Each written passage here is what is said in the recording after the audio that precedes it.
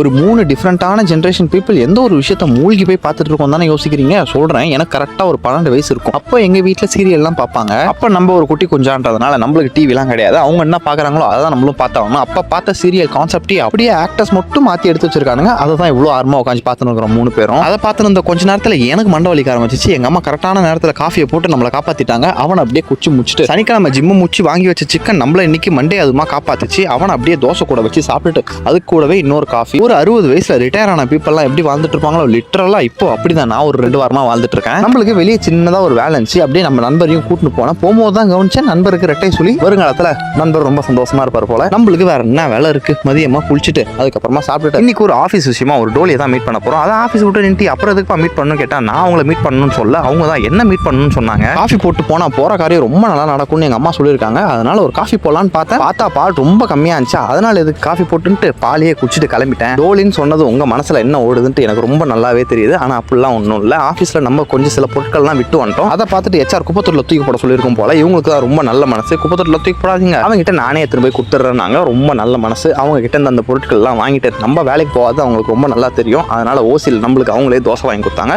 அவங்களுக்கு ஒரு பொடி தோசை, நம்மளுக்கு ஒரு முட்டை தோசை. ஃபினிஷிங்க்கு ஒரு டீ போடலாமான்ட்டு அவங்களாம் கேட்கல, நானே ஆர்டர் பண்ணி குடிச்சிட்டேன். அவங்க ஒரு மாதிரி மேலேயும் கீழேயும் பார்த்தாங்க.